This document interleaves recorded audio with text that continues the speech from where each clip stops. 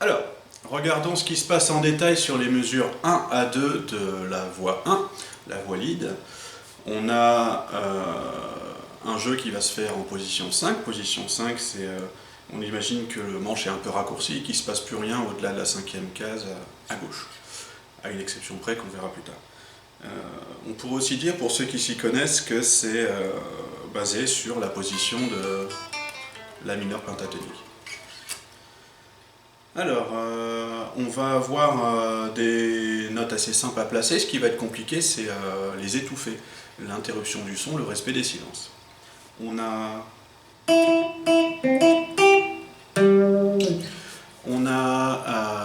à placer la même note 3 fois de suite, mais avec un silence entre la deuxième et la troisième. 1 et chute et, donc sur les 2 premiers temps, on pourrait placer 4 croches, et c'est le cas, mais il y en a eu, la troisième est silencieuse. 1, 2, chute. Alors, il y a plusieurs façons d'étouffer une note. Il y a 2 aspects à prendre en compte. Il y a l'arrêt de la note en elle-même. Et là, pour ça, il suffit de relever le doigt tout en le laissant en contact avec la corde. Mais si on prête l'oreille, on se rend compte qu'il y a un deuxième phénomène qui est un peu plus embêtant et qui nécessite une deuxième action pour l'arrêter, c'est la résonance. Il y a ce qu'on appelle des résonances par sympathie entre les cordes. Quand on joue une note comme ici, il y a quelques autres notes, quelques autres cordes qui vont se mettre à résonner. Et donc pour ça, je rabats mollement les doigts de ma main gauche, comme si je voulais faire des ghost notes un peu funky.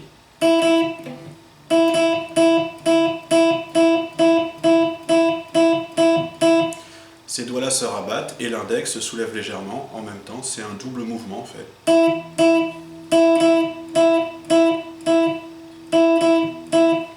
C'est un coup à prendre, pas toujours évident. On pourrait aussi bien faire intervenir la main droite, mais sur un tempo rapide, un débit rapide, ça va avoir tendance à vous engoncer et à limiter vos capacités.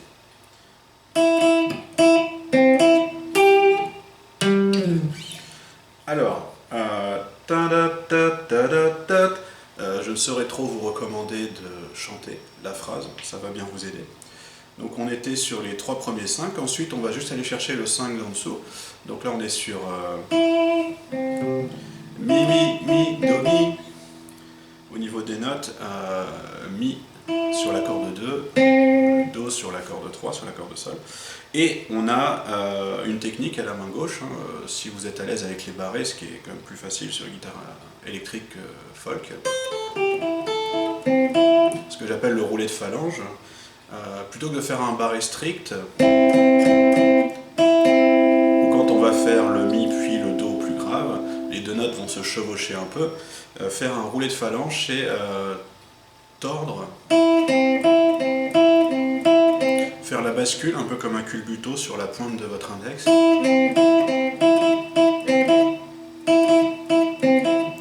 C'est un petit mouvement sec comme ça. Tout dépend si esthétiquement vous préférez le mélange des notes, auquel cas...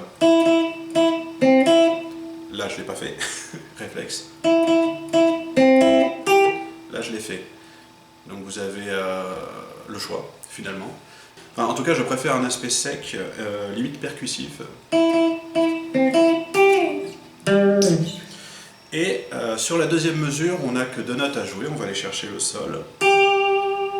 Et le Sol à nouveau. Donc on fait une octave. Et on va les jouer secs, ce sont des blanches, donc ils durent chacun la moitié d'une mesure. 1, 2, 3, 4, mais on va plutôt les jouer secs. Et si on joue au doigt, ce qui n'est pas mon cas ici, je joue au médiateur, si on joue au doigt, on pourrait même les jouer en pop. Ce qui donnerait un aspect plus basse à votre jeu, plus de bassiste et plus folk aussi, mais plutôt intéressant. Donc en récapitulé, on a... Alors ça c'est pas obligatoire, c'est un effet de suite une fois que la note meurt. Ça peut vite devenir un toc, donc évitez d'en mettre partout, mais c'est possible. Voilà à peu près tout ce qu'il y avait à dire sur ces deux mesures-là. Si vous jouez au médiator comme moi, on va avoir un débit de croche, donc tous les temps seront vers le bas et tous les contretemps seront vers le haut, ce qui nous donnerait bas, haut, haut, bas, haut, bas, bas. Passons maintenant aux mesures 3 à 6, qui vont d'ailleurs être répétées au sein de la structure de la chanson. Il y a des barres de reprise. Et là, il se passe déjà un peu plus de choses. Alors, au niveau du placement de la troisième mesure, on va être sur le 1. On va toujours compter à la croche. Pour l'instant, on n'a pas de valeur plus petite. Donc il faut savoir décomposer les 4 temps d'une mesure en 1 et 2 et 3 et 4 et...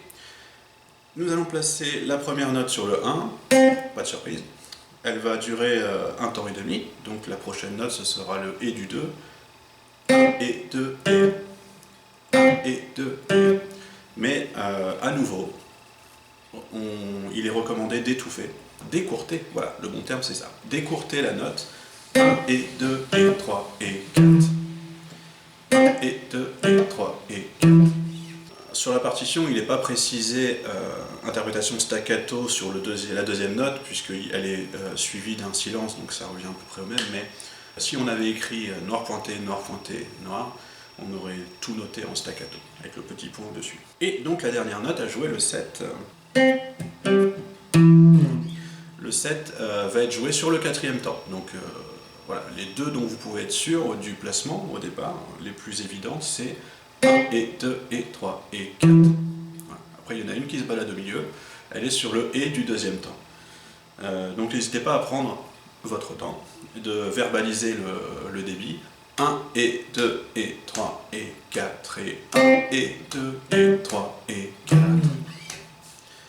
Et ça se passera plutôt bien. Et petit à petit, on accélère. Ce qui compte, c'est de jouer proprement et bien placé au départ. Alors, sur la deuxième mesure, on va démarrer sur un contretemps. On ne va pas démarrer pile poil sur le premier temps de la mesure. On va devoir faire un et, 1 et, 1 et 2 et 3 et 4. Toc, tac, tada. 1 et 2 et 3 et 4 et toujours seront vos meilleurs amis pour le placement. Vous allez devoir placer le premier 7 ici sur le et du premier temps, le 9 ici sur le et du deuxième temps, et ensuite encore un et, le et du troisième temps, puis ensuite le quatrième temps. Donc on va quasiment faire que des contretemps, hein. Et enfin on retombe sur le temps. Et 4. 1 et 2 et 3 et 4. 1 et 2 et 3 et 4. C'est plutôt sautillant du coup, interprété. Là encore, on va pas trop laisser sonner les notes. On va plutôt adopter cette consigne du début à la fin, écourter. Au niveau des coups de médiator, si je dois résumer les mesures 3 et 4, on peut tout jouer si vous voulez, vous pouvez tout jouer vers le haut sur la mesure 3, ou tout vers le bas, à la limite, peu importe, comme elles sont assez espacées, on n'a pas vraiment d'intérêt à soutenir un débit.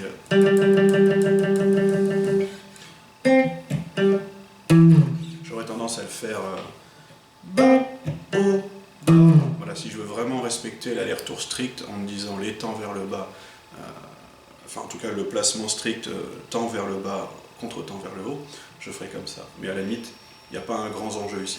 Sur la mesure 4, en revanche, le conditionnement contre-temps vers le haut m'aide à placer les notes, et je pense que c'est une bonne chose de l'avoir, de ne pas être non plus coincé par ça, mais ça peut vraiment vous aider.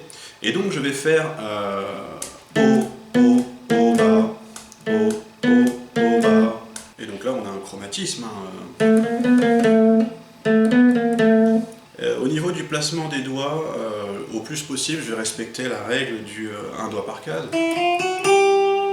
Même si ici, je vais assez peu utiliser mon auriculaire en raison de la vitesse élevée de la chanson, surtout sur la version à 210 BPM.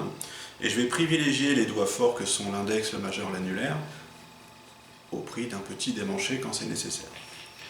Sur la mesure 5, on a un débit un peu plus soutenu.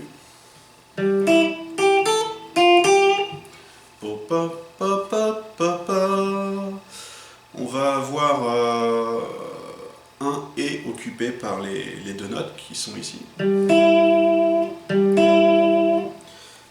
Et on va devoir choisir comment les jouer. Moi, je fais un barré, toujours. À nouveau, si je fais un léger roulé de mon doigt, si je ne veux pas vraiment entendre cet effet de chevauchement des deux notes, qui serait peut-être malvenu. Je veux garder quelque chose d'assez sec.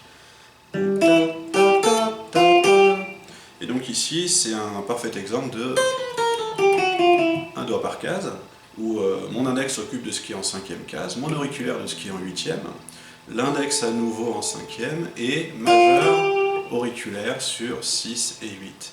Donc ça nous donne des placements 1 et 2 et 3 et 4 et toujours débit à la croche verbale ou au métronome. 1 et 2 et 1 et 2 et 3 et 4 et 1. 3, 4, 1 et 2 et 3 et 4 et... là encore, n'hésitez pas à les chanter. Ta ta ta ta ta ta. Et on termine sur la mesure 6 avec à nouveau un contretemps comme sur la mesure 4. Et une intervention en casse 4 qui nous fait sortir de la position 5. Donc... Et là, petit vibré sur la note longue si vous la laissez sonner, effectivement, sinon on pourrait l'écourter. Ce qui marchera toujours sur ce thème de toute façon, écourter les notes dans le doute, ça le fait. Alors le placement, c'est sur le Et du 1 qu'on joue le premier 5 de la mesure 6, que je vais attaquer vers le haut, comme tous les contretemps quasiment. Et on termine avec 3 croches côte à côte. Et 3 et ce qui nous fait au médiator au bas au bas au bas au. Et là, plutôt que de faire quelque chose d'anticipé majeur, auriculaire, index, je vais simplement faire un petit démanché.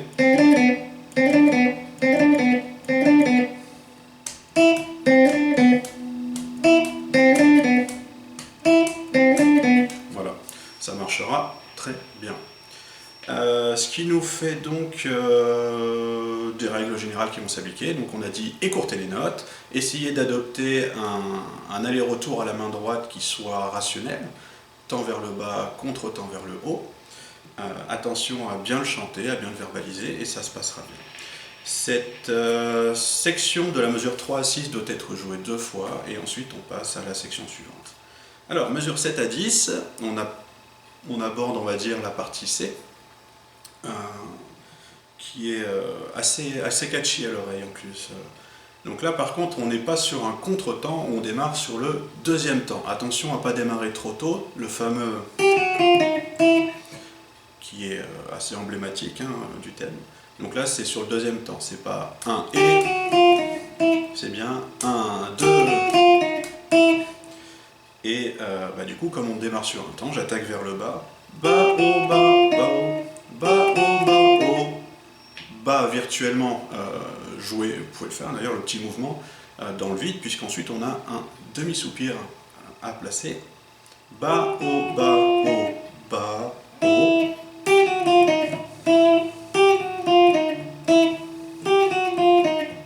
Voilà, si vous voulez respecter vraiment de manière un peu scolaire, ce qui est plutôt une bonne chose en fait, quand vous êtes encore en phase d'apprentissage. Si vous êtes très à l'aise sur les placements rythmiques plus tard, vous pourrez faire comme vous voudrez.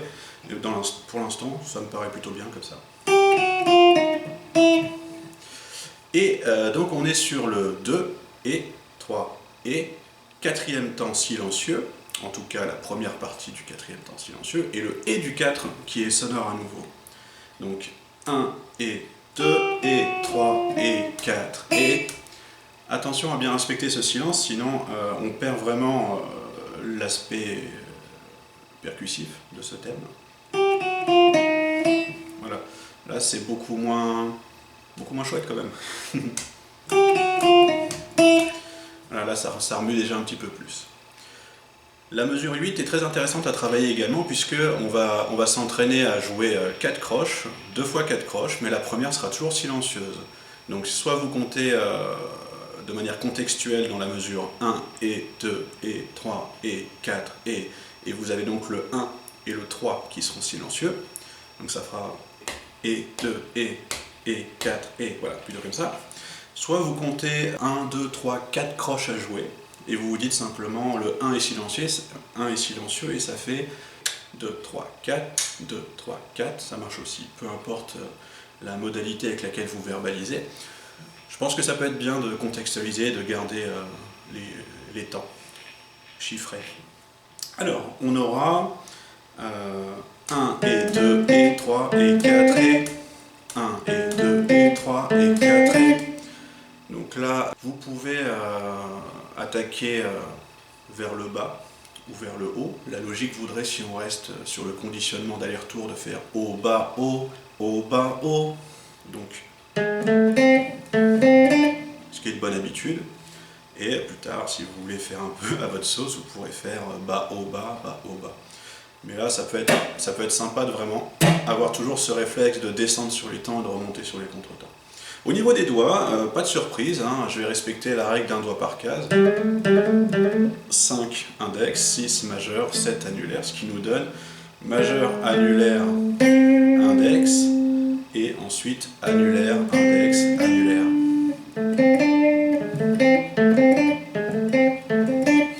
Et là, vous pouvez le faire tourner, c'est intéressant comme placement rythmique, vous pouvez taper du pied et faire... petit à petit, accélérer jusqu'à atteindre le tempo souhaité. Voilà, on va dire qu'on est ici face à une structure où, en deux mesures, on aura la première mesure qui est une forme de question et la deuxième mesure qui est une forme de réponse. Donc mesure 7, question, mesure 8, réponse. Et si on voit les choses comme ça, c'est intéressant puisque la mesure 9, qui est une copie conforme de la mesure 7, nous montre qu'on peut apporter, en mesure 10, une réponse différente à la même question. Donc, une première fois, mesure 7, 8.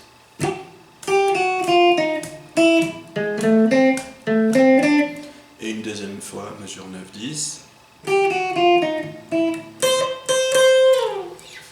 Sur la mesure 10, on a du contretemps à nouveau, 1 silencieux et du 1 sonore, 2 silencieux et du 2 sonore. Et enfin une blanche, le temps 3 et 4 qui résonnent sur la même note, Do, Do, Do. Alors elle résonne, oui, mais pas trop longtemps puisque on est censé l'écourter à nouveau. Soit on l'écourte, soit on fait un petit effet de fuite pour qu'elle meure en douceur. Ou sinon il faudrait vraiment l'écourter. Mais à tester.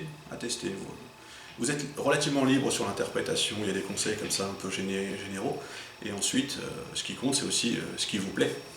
Alors, la mesure 9 et 10 d'affilée.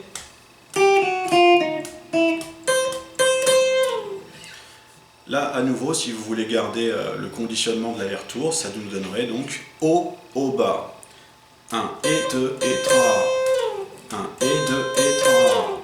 Toute la ligne à nouveau.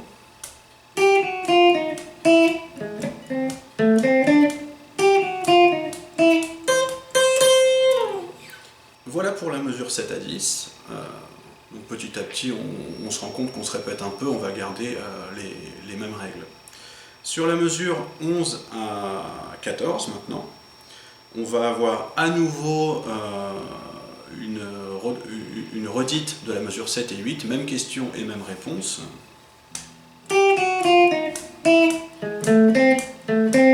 Pas de surprise, pas de nouveauté là-dessus. Et là où on aurait pu avoir une redite de la mesure 9 et 10, à la place on va avoir...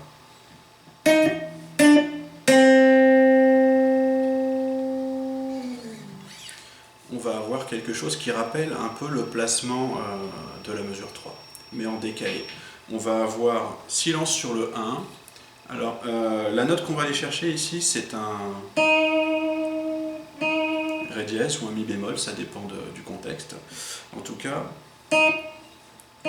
je vais plutôt aller la chercher, au lieu d'aller la chercher en 4 sur la deuxième corde, j'aime bien aller la chercher en 8 sur la troisième corde, la corde de sol. Ce qui me fait la phrase de fin de manière linéaire sur la même corde.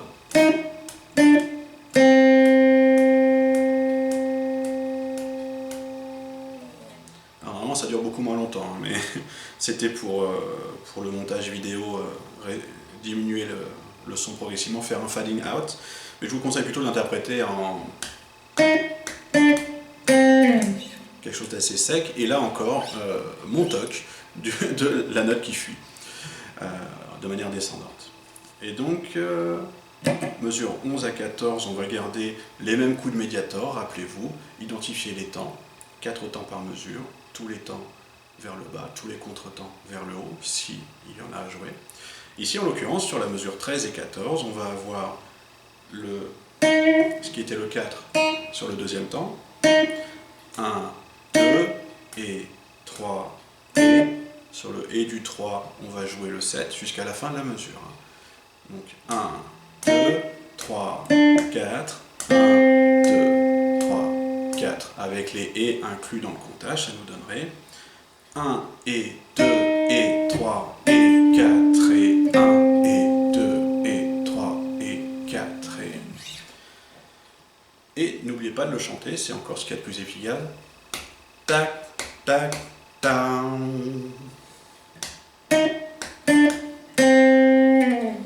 Et si on récapitule cette deuxième ligne, la ligne de la mesure 11 à 14, nous aurons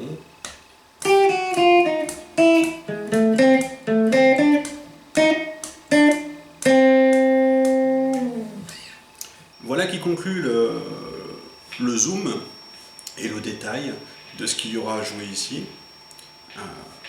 N'hésitez pas à écouter, rechanter, fredonner, taper des mains pour comprendre le placement rythmique et bien soigner le son en étouffant dès que c'est nécessaire toutes les notes qui sont marquées d'un point au-dessus et suivies d'un silence doivent être écourtées.